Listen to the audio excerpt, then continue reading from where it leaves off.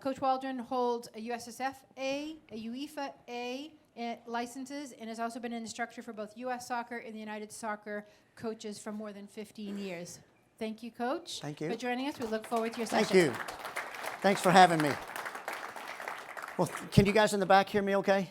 Great. Thank you so much. I appreciate you having a good old Southern boy come up here to your neck of the woods and get a chance to talk to you a little bit about some experiences that we face with Nigeria at the World Cup. And one of the things, I think every time we get coaches together like this, it's all about a learning, it's a learning process. We can always pick up something here and there from each other, and it never ends. That's the beauty of the game. We never stop learning. And I think once we feel like we've learned it all, we probably should get out, right, of the game. So this clearly has been I came on board in Nigeria in October of 2020, so it's been almost a three and a half year project for me. So continued learning for me. And I want to share with you a little bit of the experiences, because as coaches, sometimes you feel like maybe you don't have all the resources you need, or something's not going the way you feel like it should be, that maybe your administration's not giving you or your youth club's not giving you. And you have to find a way to work through it, right? And that's kind of what we did. So I'm going to run through this relatively quickly because there's so much to share. But I would tell you, this journey for me started about a year before the World Cup, when we were playing in the African Cup of Nations. And what that tournament is obviously the African champions are decided through the Cup of Nations, but it's also the qualification process for the World Cup. So me, as an American coming in, my premise was to qualify for the World Cup. If we win the African Cup of Nations, that's icing on the cake. But the primary goal was to win our game in the quarterfinals to get us to the World Cup. And we did that. We beat Cameroon in the quarterfinals, and that night there was a lot of celebrating and a lot of happy people at the Federation that we had qualified for the World Cup.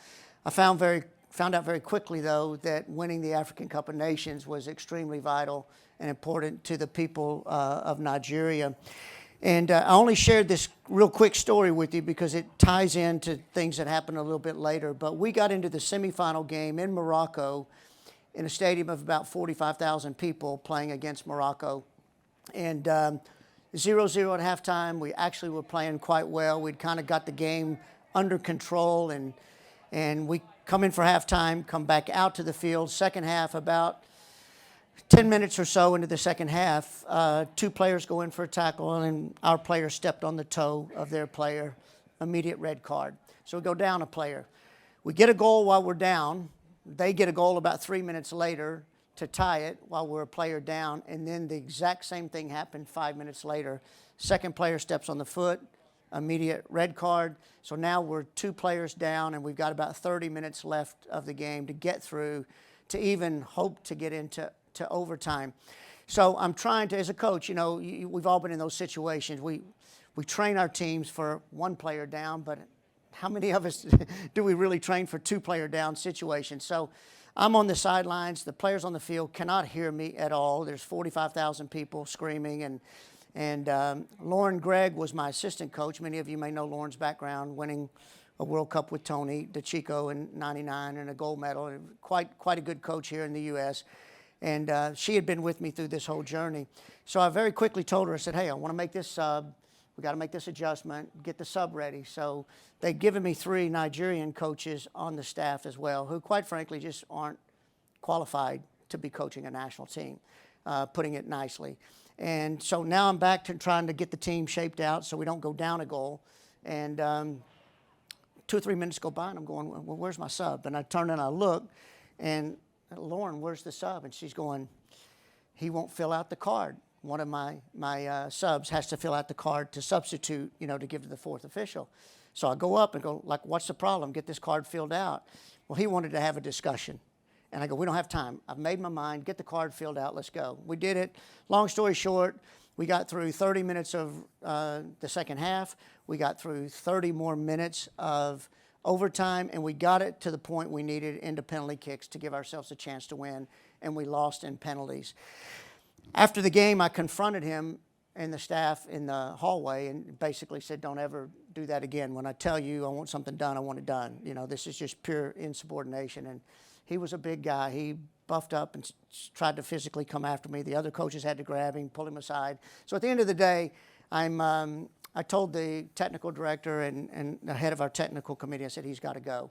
You know, he has to go. Like in 30 plus years of coaching, I've never had an assistant be that blatantly insubordinate. And they wouldn't let him go because there's a connection with him and some of the higher ups in the federation. So to this date, I still have him. I only tell you that story to share with you as we got about a month and a half out of the World Cup. We were supposed to have a 3-week camp in Nigeria, and then we were supposed to have 2 more weeks in Australia to prepare. And for whatever reason, my general secretary wanted me. I had 3 goalkeepers that I had with me for 2 years. 2 of them were a little older, and 1 was young. Our starting goalkeeper's young. So he told me before the camp, he said, I want you to bring in our under 20 goalkeeper, and I want you to drop your 3rd goalkeeper. And I said, I'm not doing that. He said, well, your goalkeepers are old. We need to prepare the young goalkeepers for the future. And I said, I agree, but you don't do that at a World Cup. You take your 3 best players. I said, I've never seen this girl. We've never had her in camp. So I refused to take her. And in my contract, it basically says I pick the team. So we went back and forth on this for a few days, and then finally I just set my foot down and said, hey, my contract says I pick the team. I'm not taking her.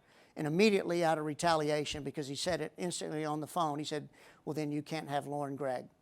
So he took my assistant away that had been with me for 2.5 years. So it was she and I pretty much doing everything as we went. So I tell you that just to preface a little bit, to talk about this story and our preparation. So just up real quick, a few people to thank. Lauren's up there on the top left corner. Many of you may know. Pancho Serna is down on the bottom left. My son is with me on the top right. Those people are all behind the scenes back here in the U.S., helping me with video, with analysis, things that they weren't getting paid for.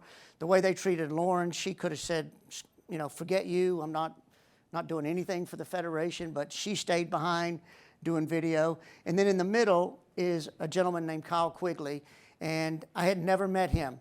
So when we got to the World Cup, I had asked for a fitness coach, and through a connection, this is who they sent me. So we met each other for the first time.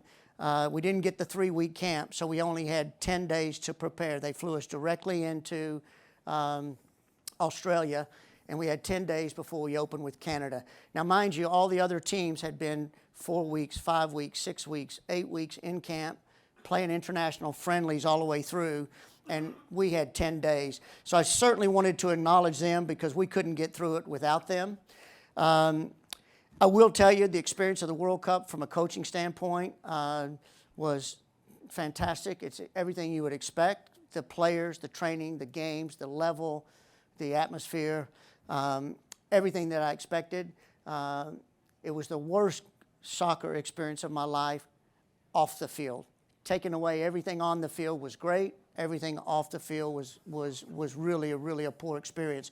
But this is just one of the, on the left-hand side there, you'll see a training facility that we use. We had 3 different training facilities. They were all first class. Security was great, isolated. You didn't have to worry about people watching you. And then we stayed in Brisbane, and that shopping area right there that you see is an area that Kyle and I would walk every morning and talk about how we're going to get through this next practice with what little we've had. So just a little bit of background there. But now kind of getting into this, and I'm rushing through it because you guys want to hear the coaching piece of this. Having 10 days to prepare, I kind of felt like being a college coach, then maybe this has benefited me. You know, we have 2-week maximum preseasons in college, if that, and so I'm going, okay, I know how to maximize 10 days. Although I know the U.S. has been together for, you know, a month, and I know all the other teams have been playing. I've got 10 days. What do I need to do? So the exhibition that we had, I'd asked for an exhibition game, and all the other countries were playing each other. I don't know if you remember, but Zambia, for example, in their exhibition, they upset Germany in an exhibition game before the World Cup. So all the national teams are in Australia, and they're playing each other. And we got a game with a local club team that we won 8-1, I think, was the final score, which we got nothing out of the club game other than to get a run in with some of our players. So this is a little bit what we had to deal with, and I had to figure out what I wanted to do, how I wanted to operate against Canada. And as you can see, the opening match was going to be so important to us because we were in the group of death. Canada was the defending Olympic, or are still the defending Olympic gold medalists. They were ranked 7th in the world. We had played them back in February in Canada, and we had lost 2-0, and we had drawn with them 2-2 in our 2 matches in Canada earlier in the year.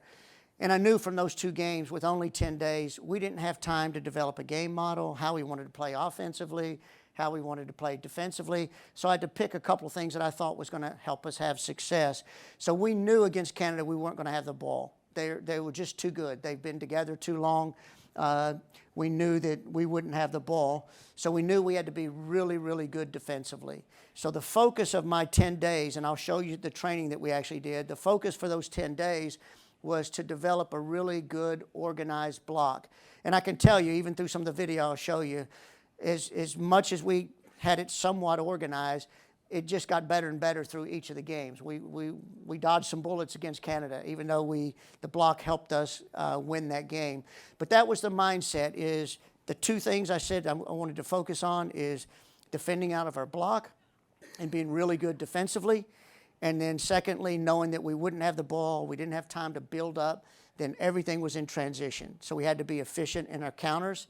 And then defensively in transition coming back, we had to be efficient. So those were the 2 main focuses that we had going into the Canada game.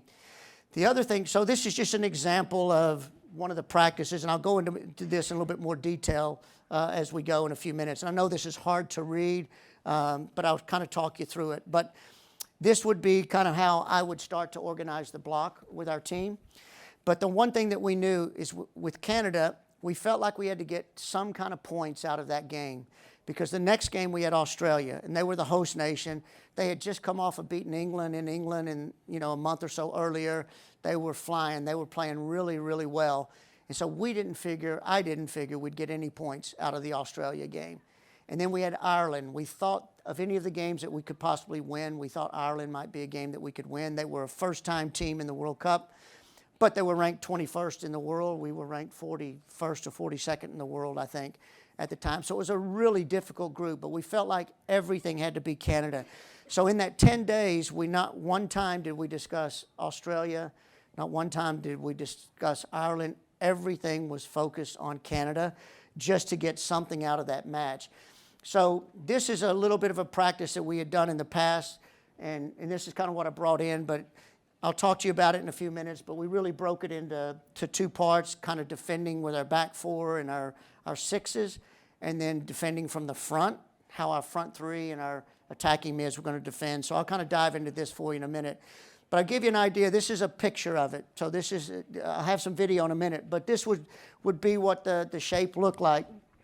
And to show you, Canada played in their possession, and with their 2 number 6s, everything went through their 4 backs and their 2 number 6s. So we had to find a way to kind of eliminate that, because all of the service going forward came out of those players. So what we really did is we played with we played out of a 4-3-3, our 2 wingers, our striker, and these 2 are our attacking mids, and their responsibility are their 2 defending mids. So if these 2 were deeper in there, then these 2 would be dropped back in. So it was almost like a 3, and then our 3 compacted in the middle of the field, and our 4 backs. We wanted to congest the space into about 45 yards or 44 yards of width. So we said, just use the penalty box as your guide. That's how narrow we want to play when they bring the ball out. And then our distance from front to back, we wanted to be about 24, 25 yards. So you can see each of these shaded areas, I believe, are 6-yard areas. So that shape right there in that picture is actually quite good. Now, the only problem is the game moves, and it changes a little bit as we go. But that's the ideal behind it, is we didn't care how much they had the ball here, and we wanted to start against Canada our line of confrontation at the top of the circle. So we said, let them have it there and back and play side to side all they want. Don't let them in behind, and anything that gets played in this area, we jump on and we try to smother it out quickly. So going back to our first actual day of training, I always like to do something when I bring my teams in, whether it's my college team or a national team. I like to come in and do an attacking topic first, because the players, that's what they want to do. They don't want to come in right away and it's just defending and defending and defending. So I always try to pick an attacking topic first. We were a few players short, visa issues, injuries, you name it. It was typical. So this activity I would usually do in a 10 versus 6. It's a little, for the lack of a better word, it's a rondo that we can kind of teach our game shape out of it.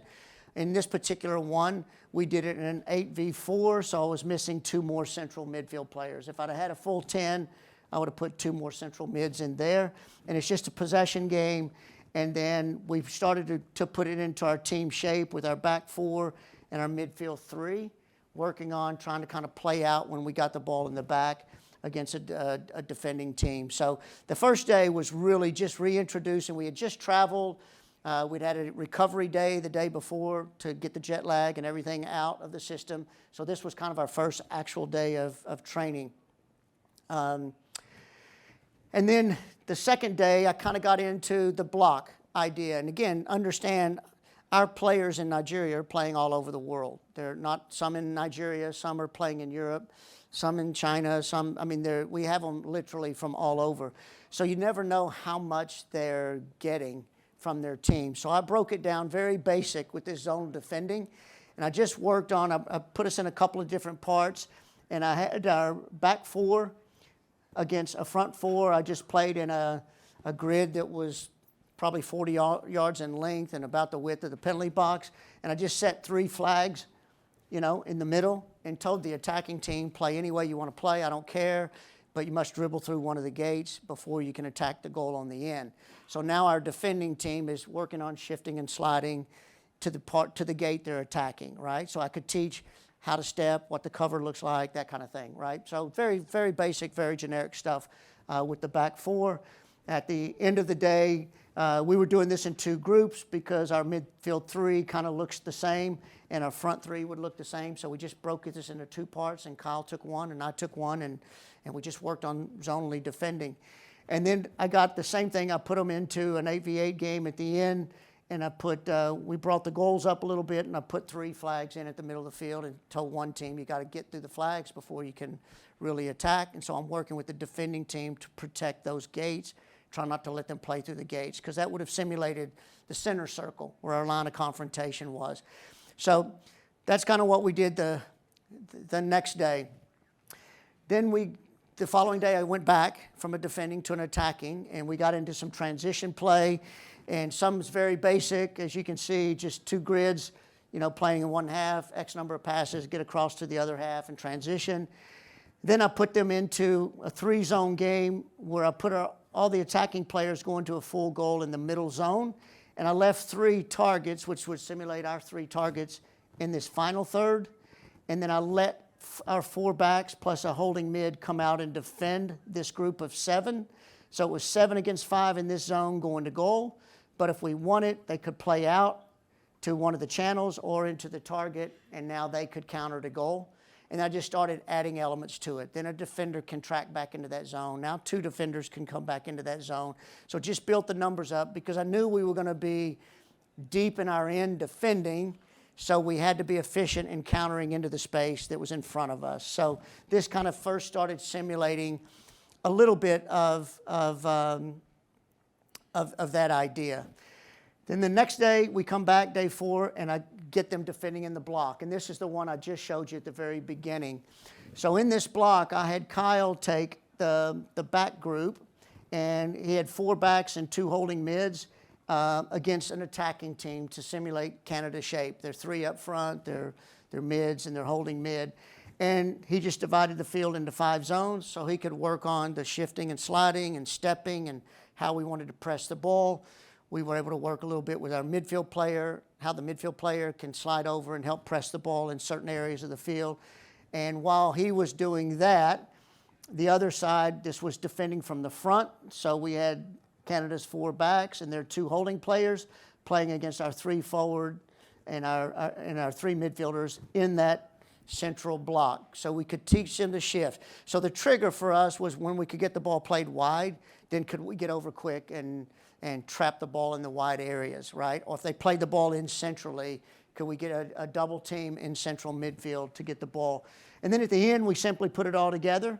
And then it was live games. And the way I like to do it is instead of just playing a live game and stopping it and coaching out of it, we tried to make everything as competitive as we could. So we'd have our 11 against their 11. We would start at the center circle, and I would just have a ball.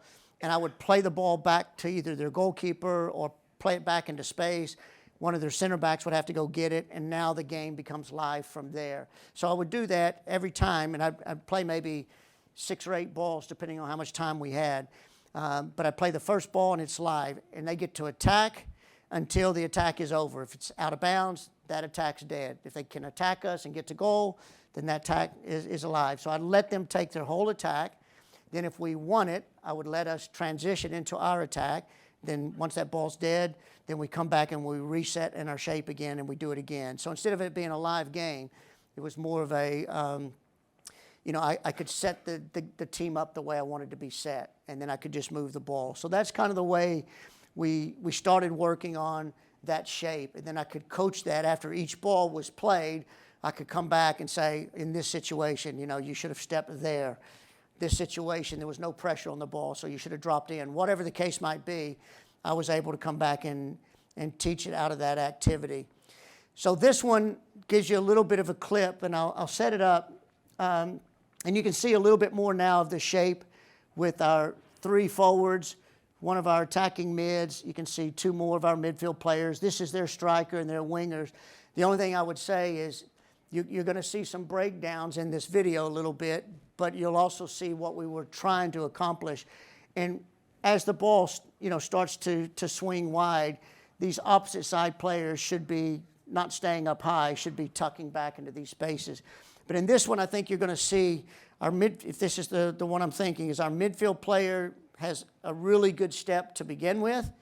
And then the second ball that gets played in, she takes a bad angle, so they break us in midfield. They switch it to the opposite side, and our outside back gets caught a little bit out of space there. So you can see a good step, forces the ball back. We're back in our block again. This doesn't hurt us. We're happy. This is no problem here. Now a little bit of a late step. She spins her, and our outside back goes in, and our winger's got a long way to go. So in an ideal world, like I said, remember, we got better as this went on. Center back should have picked her up, and the outside back just stay and just slide over and the communication. But we dodged some bullets, but you can get a little bit of what I'm telling you about the shape and the block. The one thing that happened, for any of you that remember that game, is after about 10 minutes, as coaches, we have perfect plans. And then after about 10 minutes, that plan changes really quick. And our defending, instead of being on that side of the circle, ended up being on that side of the circle most of the game, all right, as we went. So, but stayed very secure and did a really good job of keeping things congested. So then kind of going back from the training, the one I showed you with the block, we came back again on day 5 to a transition game. We kind of did the 2-grid game again. I varied the 8v6 where I just put it into 2 halves and had one, our defending team in red couldn't go into that half to pick the ball up or pressure. The blue team could bring it, and they attacked this half. And then once we won it, we're looking to play into that half to spring one of our players into their half. So that's kind of what we were doing there.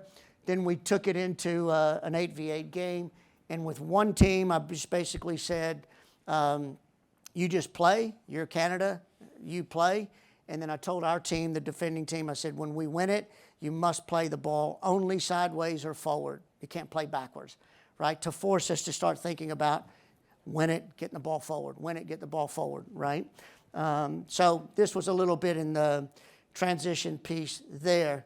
So a couple of them in transition, I think there's a couple things as coaches we talk about. It doesn't always mean, counterattack doesn't always mean the first ball is getting launched forward, right? You may have to win it in a tight space. I may have to play a little ball here, and then connect a pass before we get forward. Like I have to break the pressure. So the change of the point of attack is also something that we worked in our transition. And this one's a pretty good example of we do a decent job. Once we win the ball, we do a decent job of connecting that first pass, getting out, but now we're going. We're not worried about building up. So now we're going. And this was kind of the theme and a really good picture of what we had worked on and what we were trying to accomplish out of it. You know, I think sometimes it's real easy to, in today's game where there's so much emphasis on possession and keeping the ball, sometimes it's hard to break habits from players to go, like right now we can't play that way. We've got to get them to buy in to what we were trying to do. And then this one was a little bit more some direct transition. So we win it. We're just getting players that will run with the ball. So once we got into the final third, then we told our players, now we can look to play a little bit, right? If we get into that final third, then you be creative and you try to do the things that you do. But we got to get that ball into the danger area. So on this one, a nice little combination play. And I think you can see here, this is like 22 minutes in. And I think maybe that was only our first or second really good attack coming out of our end. So we had been kind of dodging some bullets there early. And this really helped us build some confidence that we could, that we could actually play a little bit with them. The hardest thing, I think, as coaches is getting our players to buy into your game model, your philosophy, your style of play, right? I think we either are going to be successful if we get them to understand what we want and they buy into it, or you can be the best coach in the country and have the best idea of how you want to play, but if your players don't buy into it for whatever reason and the way you present it is presented in a way that they don't buy in, then I think that's where coaches really have problems. And credit to our women, they did a great job of buying in and understanding. I did want to make sure the way I presented it to them at the beginning, I didn't present it as all we're going to do is defend and try to counter out. Like the way we worded it was, we're going to have to be really good defensively with these teams because they've had more time. But when we win it, we want to get forward quickly and use your abilities. This is where we can hurt them. This is where we can shred the team. Like build them up in our attacking abilities, that it wasn't going to be, we're just going to sit back, counter, and hope we can get a goal. And again, like the way you say it can really change a person's mind of how you view what their abilities are. And if we'd have just said that, their mindset would have been, coach doesn't think we can beat these teams. We're just going to sit in for 90 minutes. And so we didn't sell it to them that way. So again, just a little bit more of some possession stuff we did coming off of a defending day, some 5v2, 5v3. I'm sure you guys have done these. We played 5v2 in 1/2 till 5 passes. Then a third player goes in, makes it 5v3. Another 5 passes, and then get the ball across. And then the same thing happens on the other. Just simple activities. A little 6-goal game, and then taking the 6 goals away. This was kind of a day going into day 6 of just letting them get a little bit more of the ball and not as much coaching and letting them get to play some, because we knew mentally we had to keep them in a good place. And then we went back on day 7 and we really got into the defending part of it again. So part of the team, we worked with the back 4, just reading service, right? Knowing when to step, when to drop, how to slide. Those things become so vital, because we knew Canada, their back 4 would have time on the ball. So we didn't want that center back just lining up and sending that long ball over our tight block. So we knew we had to be really good about reading service. So we just spent a lot of time on doing that as well. And then I just did the same with the front, defending these two goals as their back 4 played out. So we broke it into 2 parts, and then we brought the parts back together again, and then we worked on the block some more. So we put, as you can see, a ton of time into a defensive block. And then we get to game day -1, the day before the game. And I like to do things a little differently. I do this with my pit team. It's something that, that works for us. Usually we start, and again, I want to reiterate this to you. The pieces of the practices I'm showing you are the main pieces of the practice. I didn't include what we did in the warm-up and any technical work, or I didn't include at the end of practice where we may have done finishing or set pieces or that kind of thing. I'm just showing you the meat of what the theme was for the day. But on game day, game day -1, it's usually a day that you're doing some kind of little technical work to warm your team up and some passing activities or whatever, and then you're getting into, set pieces and your tactical walkthroughs and that kind of thing. That's a kind of a typical game day. But what we do is I break the two teams. I put this in about a 40-yard space, and I run 2 rows of cone. I play the full width, and I'll play 10v10 in there while my goalkeeper coach has the goalkeepers and warming them up. And in the 10v10, I start with both teams having a ball. So it's our technical work. I'll put them in the shape. So I'll put our reserves into Canada shape, and I put our starters into our shape, and I get them just passing the ball, right? In our shape, just keeping the ball. So you don't want collisions with the other team that's doing the same thing. So you kind of get the feel of, by putting them both in the same shape, it's your technical work, but it's much better than being in cones and I pass to you and then you pass to somebody else and we just change lines. It's active, it's functional, it's in your team function, and it gets you seeing where the spaces are of the shape of the opposition to get your players moving into. So that's why I do it that way. So we do that. Then I come back and I put them into what I call some breakouts. So I'll put all of our players in and around the center circle with the reserves behind, set up my zones and some mannequins to show a back four back there. And then I'll dictate what I want in that circle. I may say, okay, I've got the ball in my hands and I'll play it to the outside back. So I'll say, in this circle, I want the ball go outside back to center back to holding mid, back to outside back, and then the ball can go forward. Or I may just say outside back to center back, the ball goes forward. Whatever, you can pick whatever you want. But I have them in this kind of close in around the circle, and then they play bop, bop, bop, and then as soon as they see it's going to the last player that's going to touch it before it goes forwards, everybody breaks out. So it simulates that transition. It's great activation because you do want some activation, and now the attacks are going to goal at speed. So I may say in the attack, once we break out, the ball must go, before you can score a goal, the ball must go out one flank and get switched to the opposite flank before you can score. So now we know we're going to break out to one side, switch play through our midfield, get out the other side and go to goal. Or I might say it has to go through the 9, and then, then we can score a goal. Like whatever you want to put in, but to simulate different ways to break out in different areas. And then as soon as they do that, they'll rush over to the sidelines where I've got balls sit on the sidelines, and they take a quick throw in. And they take that throw in and goal to goal as well. So I can talk about the backside of my team when everybody rushes over to get the corner to reestablish width on the opposite side and that type thing. And getting us to think about transition quick, because a throw in might be a time we can catch a team unbalanced as well. So, and then as soon as that's done, that team just jogs back to midfield, and now the second group lines up in the circle, and they're doing the same thing. So we would just do reps of that. And I would do only 5 or 6 reps max because it is taxing, but you do want to activate them, and it gets some short sprints in there, and then they get a little finishing. So that's kind of what we would do. And then after that, then we would come in and go do our corner kicks and our set pieces and do our walkthroughs on the tactics. So that's kind of what we do on game day -1. And then like in any game that you've been in, and I saw it so much more at the World Cup than I even realized with my college team, but in all those games, I don't know how many of you remember it, but it just seemed like almost every game in the group stage seemed like there were penalty kicks after penalty kicks and missed penalties after penalties, and it was surprising. I'm anxious for the report to come out to see what the reasoning was behind all of it.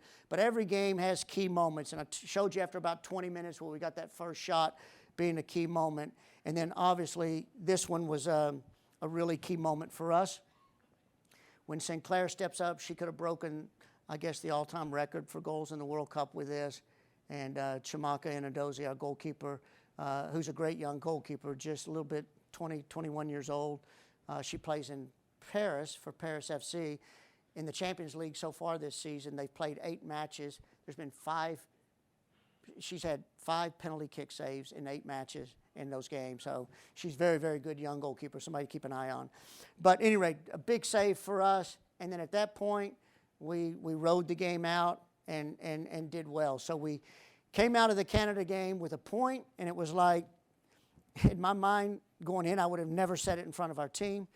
I thought with 10 days preparation and the lack of resources and the lack of funding and everything else we had, I felt very much like we could get beat 4 or 5 goals in every game.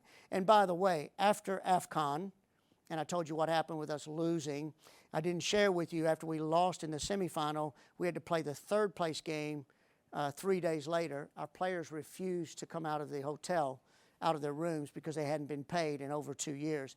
So they wouldn't come do recovery training, they wouldn't get out and train, they didn't prepare, and the Federation flew in that night around 10 p.m. We had a late meeting and brought a little bit of money to appease them, to get them to come out and play the next day. We lose the game 1-0, probably could have won by 5 and just didn't. And now I am shredded in the Nigerian media. So if you've ever felt like you've been under pressure, have a whole country against you, you know, like I was now the worst coach ever in Nigeria. So I'm concerned with this because going into this group of death, and after the blow up with the General Secretary about the goalkeeper and them getting rid of Lauren, they stopped talking to me. The Federation had no communication with me for the month prior to the World Cup. I couldn't get things organized. They wouldn't answer texts, phones, emails, no communication. So in my mind, I'm thinking, you know what, then I'm going to go to the media because I've kept my mouth shut for 3 years. If we go there and we get embarrassed, I'm going to let some other people be embarrassed with me because I knew it would all fall back on me. I did a podcast. It went viral. It made it worse. You know, now I was in the Nigerian media just known as Mr. Blabbermouth, right? Like that. Some things came out in their social media saying, worst coach ever. He's just Mr. Blabbermouth. So I really didn't know, honestly, because they weren't communicating. I didn't know if I was going to the World Cup or not. Till I got on the plane from Pittsburgh, I didn't know if I was going. Like I had no idea what was going to happen. So we had a lot of off-the-field issues going on the whole time while we were there, but tried to keep the focus on the team and the players. So then our next game becomes Australia, and again, the host nation. So after Canada, it's going great. We didn't play great, but we played great within the framework of what we were trying to do, and we got a point. Like, at least I can walk away. If it's only 1 point out of the World Cup, I can walk away and not be too embarrassed about it. The girls' confidence started to really go sky high after that result, and you could see they were starting to believe.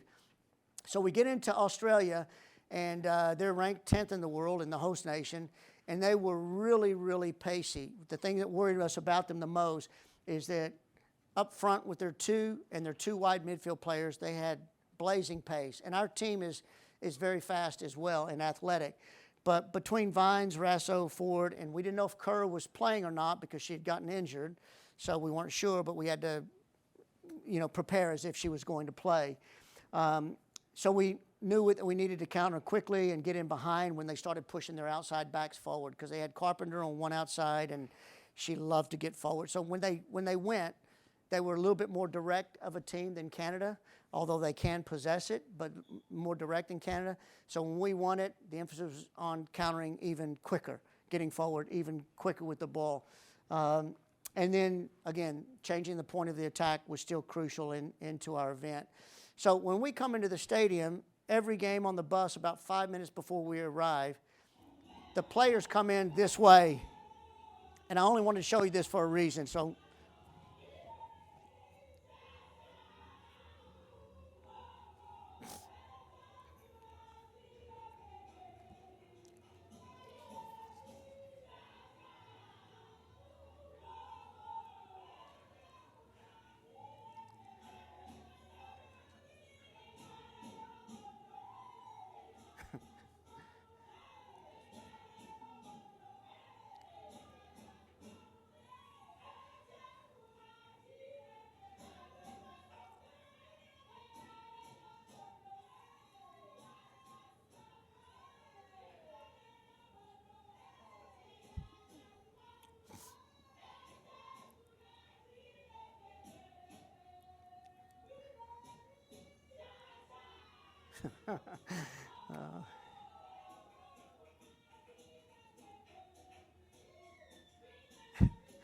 Okay, it goes on a little bit. I think you get the idea. But I show that to you for, number one, the fans love it. When you drive up on the bus, people know that they're coming off the bus dancing, and all the television cameras and things are out there. But it's one more thing as a coach you got to prepare for, because when they come in, it's 2 steps forward and 2 or 3 steps back, and it takes forever to get from the bus to the locker room. So in my game management, I got to go, we're leaving at this time. We got to leave this much earlier because it takes you another 10 minutes to get from the bus to locker. So all those little things that you really don't think much about, it becomes a factor. So as much as I love it, now for whatever reason I can't get my team at Pitt to do that. I don't know why they don't. They don't get off the bus that way. But I do love the spirit, and this is kind of their way of pumping themselves up before matches, and I always love seeing it as we go. So here's a good picture against Australia where we've worked on some defensive transition. So you got to transition both ways. So now all of a sudden they've won it. Now, it's not perfect because we should have had a center back stepped on her instead of 2 just there. But look at the work rate for these players to get back and get numbers back behind the ball. Stay with it, and now we're going to try to go, right? So remember, in transition, it's not just the attacking side because you're going to get yourself opened up. You've got to work on the defensive side as well. So again, just another quick practice. I've kind of been back and forth of those 10 days just to get you all of these practices that we had. But again, another possession day, playing between the lines. We thought, we did this a lot before Australia as well. We thought in a traditional 4-4-2 with those 3 lines, we could get in between the lines and find space.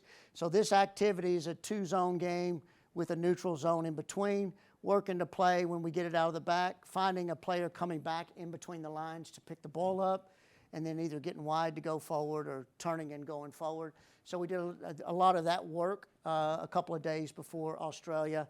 And then with our block, Australia was so fast, we decided to drop that block to midfield instead of the top of the circle. We didn't want the space behind us for them to exploit. So here's a really good picture where we do a really nice job of it defensively with the block. So we're starting, you can see our line of confrontation is more at the circle.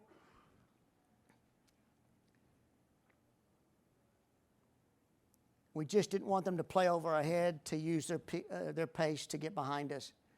And so we forced a turnover. So a little bit of the ideas of what we were trying to get across with Australia. And then attacking transition, we don't do the best job of trying to play out here, and this is why I didn't want to play out.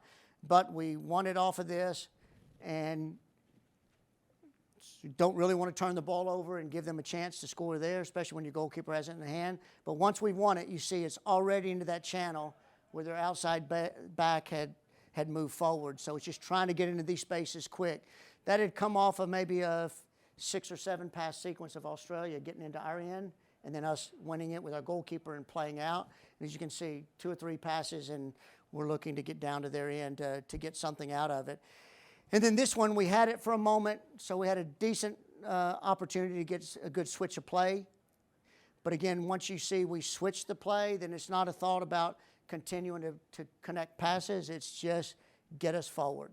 Can we get forward? And here I think we get maybe a corner out of this one with our directness playing in that match. So that, again, you kind of see the emphasis of the theme that we had moving forward. Now, again, key moments. I don't know how you guys are with your teams, but defensively, when we defend corners or we take offensive corners, if we're not building out, we obviously push our team up and we squeeze the team over and we try to pick up first and second balls and win those. And at this moment in the game, we had done really well, and we were in, you can see, added time of the first half, and Australia had just scored. So as a coach, you're going, crap, we've done so well. 5 minutes before the half, we've conceded a goal. Like the worst time, right? So I'm already thinking about what I've got to say to them at halftime, and then this happens in the added time. So we do a great job of winning the first ball, and we pick up the second ball off of it, getting the ball forward early. A little luck because that's a shot that deflects, but a really good finish there. So now it's a whole different game because we go into halftime with Australia 1-1, and we've actually played pretty well up to this point. So huge moment for us in the game. The next big moment for us came off of a set piece, and this is also something we spent a lot of time on dead balls because we knew, you know, these may be the only opportunities that we get goals out of it. We ended up condensing our set pieces down to just 2 different corners. And here's the center back that just shows that mentality to, I'm going to get to the ball no matter what it takes. So now all of a sudden we've tied it up going into the half, come out of the half relatively early, we get this second goal. And now the momentum, you can start to see a little bit of panic in Australia. You can start to see a little bit of momentum with us. And then this is an example of why we didn't try to build out, because we didn't have time to build out. So we played long, we win the first ball. We're looking to break in between their 4 lines. We talked about trying to get between the lines or over the line. Tony Payne there gets the ball in behind, and Asisat Ashwola, who just signed with Bay FC from Barcelona, scored a goal really difficult. And I'm looking at this at the 71st minute, and Kyle, the assistant, he and I are looking at each other because before the game, when we played them, we're looking, Australia's got a staff of about 15 coaches, you know, and every one of them's got iPads. We didn't even have GPS, right? We had pencil and paper. That was our technology. And I'm looking at Kyle, and he's looking at me, and I'm going, Kyle, how in the hell are we up 3-1 on this game? And he's like, I don't know, just write it out, just write it out. But we're looking at them going, with their iPads, they would know every player, every weakness of every player, every tendency of every one of our players. We didn't have that. They sent me a video analyst who happened to be a guy from Pittsburgh that's Nigerian that I never really worked with, but I knew him, so I thought this will be okay. But he was supposed to be our video analyst / another coach when they dismissed Lauren.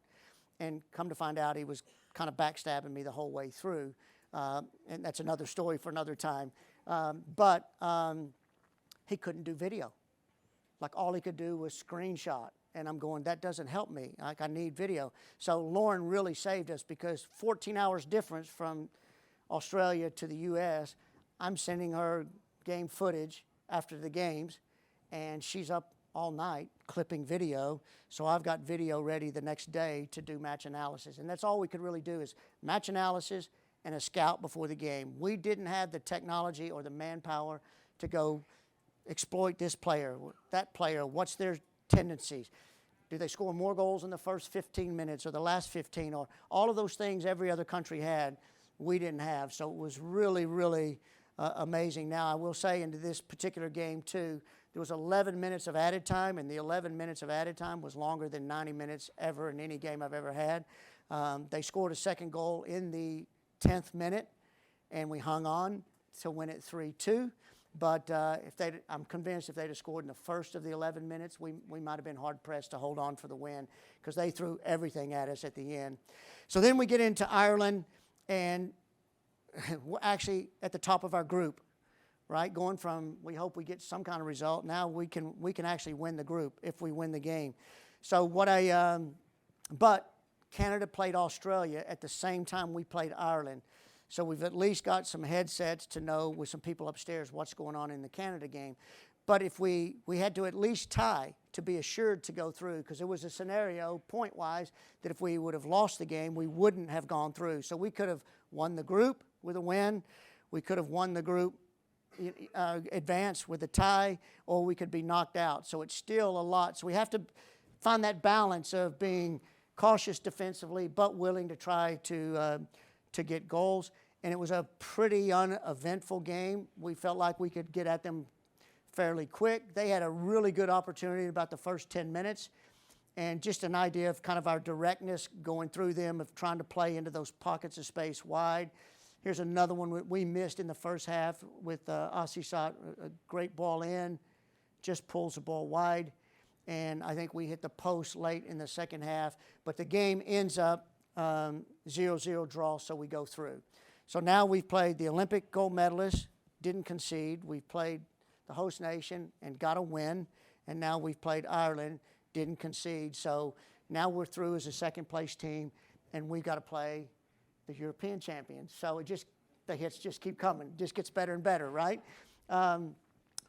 I watched them the game before. Some of you may remember, but China tried to play in a low block, defensive block like we had, and they just walked through China. They beat them, I think, 6-0 in that game, and Lauren James was outstanding in that game. She single-handedly tore them up. So the one thing we noticed, and I told Kyle when we sat down, is they had changed to a 3-5-2. And I said, their 3 backs and their 2 holding midfield make the games. Because you approach it one of 2 ways as coaches. They're really good up front. They got Bronze out wide and Daly out wide. They got Hemp and Russo up front and James. That's a very dynamic front line. So you either have to take an approach how you're going to stop those players, or you take the approach and say, can we stop service into those players that they want? And I made the decision, let's stop the service as much as we can. So we went against everything we had done, and we decided to try to press the ball instead of drop into our block. This last game, it's hard to get footage because FIFA's got everything blocked, so I couldn't cut much video from it. But you can see here, we took their 2 holding mids out of the game with man marking, and then our 3 forwards that when they started to play would step on and press the ball. We man marked Lauren James with Halimatu Allende, and we just said wherever she goes, go with her. Goes to get a drink, go with her. Goes to talk to the coach, go with her. Like you just take her out of the game. Very old school mentality, right? The way it was when I grew up playing the game. But it was very effective for us. And early on, they weren't prepared for it. We were all over them the first 15, 20 minutes. Hit the crossbar there, get a second opportunity out of it here. But they were definitely not expecting us to come out and play this way.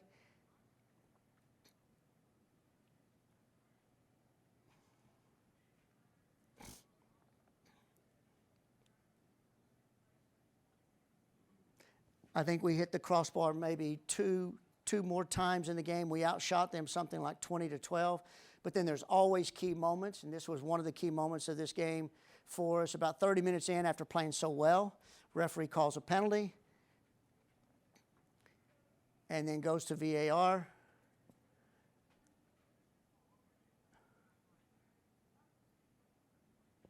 And you can see Kyle's excitement. Yes, okay. So no penalty. We dodge a bullet there, and it's probably the only time I really like VAR. Second half, we wanted to get a quick start. This is just a video. We hit the crossbar on this one. Not the best of chances, but just to kind of give you an idea that we didn't just sit back, that we went at them. We had opportunities. And you could see the things grow as we went. This one I don't have on video, but this is Lauren James. So in the attacking, our defending end, as they're getting down the flank, you can see Halimatu is just glued to her there. You get to see another picture. James has gotten the ball out wide, so Halimatu's out wide with her there, just aggravating her with her every touch. And then this is the third one where they're building out of the back. And James has gotten so frustrated, she's come this deep to pick the ball up, and we're okay with that. Like, if you want to play in that part of the field, we're quite happy with it. And then I think it paid dividends with James getting frustrated. So this is, some of you may remember, where she steps on Michelle Alozzi's back, and now she gets red carded. And so we've got about 7 minutes left in regulation, and then 30 minutes to try to get a result against the European champions to move on.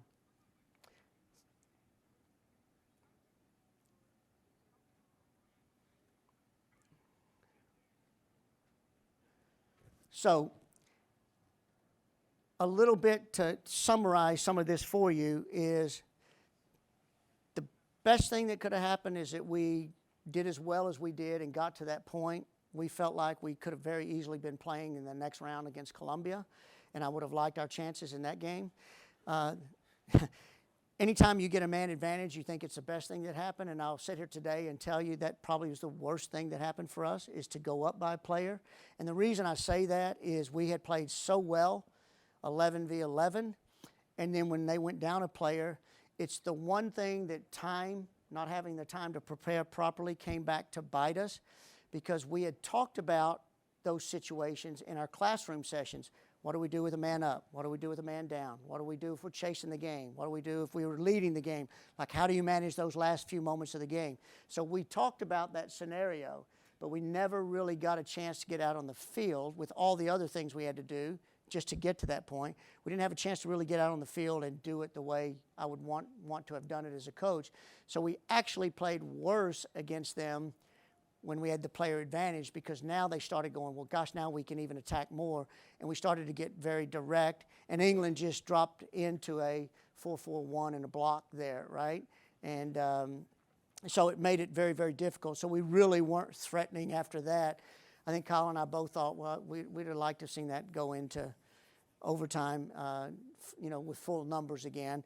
And then the penalty kicks, it was one of those things we all practiced all the time. And the shooters that we picked were very consistent through our shooting, and the first two step up and miss the penalty. So at that point, it's pretty much game over. Interesting, the first player that took the kick, as we got into the huddle before, the last thing she's saying to everybody is just make sure you get it on frame. And she misses the whole goal with hers. And that's football, right? We've all been on both sides of it when you get to that point. But considering everything, I didn't even get into a lot of the other off-the-field stuff, and I know we're right here at our time. But I can tell you we had so many little things going on off the field.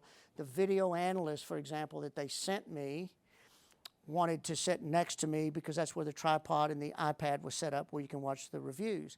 So the first game against Canada, I said to him, no, move down a seat. I want Kyle, my right-hand assistant, next to me. And he's like, no, Coach, the iPod's here. I need to be here. And I said, it's on a tripod. You can just pick it up and move it. No. And then Kyle was the bigger man. He's like, Randy, don't worry about it. I'll sit down there. I can still talk to you. So we let that go. Second game, same issue. So finally for the third game, I'm saying, I want you down the bench. I don't want you near me. We had other issues up to that point, so I didn't want any part of it. He refused to do it. I had to go to the Federation. People had to come to him and go, Randy can put you up in the stands if he wants to, so whatever he's telling you to do, you just do it, right? So we had that. We had an issue before the Ireland game where we needed a tie, where he was upset because I had moved him, and I don't know why, and I don't know the truth behind it, but we always do set pieces on paper, print them out, we put them in the locker room. So I had my female assistant coach go in the locker room and post them while the girls are all changing before the game. And then we have a set on the sidelines. When you make subs, you can show where you're going and who you're replacing. And right before the Ireland game, Asisat Ashwola came out to me and said, Coach, I thought on the corner I was here. And I go, yeah, you are. She said, well, that's not what the set pieces say inside. And the coach, the video analyst, had put the wrong set up and swears that he didn't, that he gave the right set to the female assistant, tried to put so all this drama was going on behind the scenes that nobody knew about, that really, really made the experience off the field not a great one, but the experience on the field was fantastic. And I would just finish by saying I thought the players were amazing, because at the end of the day, as coaches, it all comes down to those that are playing for us and how they digest the information and how, they've got to do the job. So they can either make us really look good or they can make us really look bad, I guess. And thankful our players were ready to come in. And in fact, they had put all of some of those players haven't been paid for 2 or 3 years. Some of them are owed over $10,000, $15,000 US. And they decided to go to FIFPro, to the legal arm of FIFA, let that group fight the battle with the Federation, and them just focus on the football. So I have to give them a lot of credit. So at any rate, I hope that gives you a little insight of what we tried to do. I know it's hard to read the practices, but I'm happy to help or share any information with you need. I don't have my contact up here, but if you want it, I'll tell you real quick. If you want to zip me an email, my email is just rwaldrum, WALDRUM, @athletics.pitt.edu. So athletics with an S, .pitt, 2 T's, .edu. And I'll be happy to help you or any way I can. If you have questions, feel free to reach out to me, and I'll be happy to help you. But thank you so much for having me. Coach, thank you. You know, Nigeria was one of the most fascinating, fun teams to watch during the World Cup for all sorts of reasons. And now thank you for sharing the story behind the story. We have an entirely different level of respect for you and the team as a result of hearing that. We hope that the Nigerian Federation has renewed its communications as a result of your success. And we thank you for being here and gracing our workshop.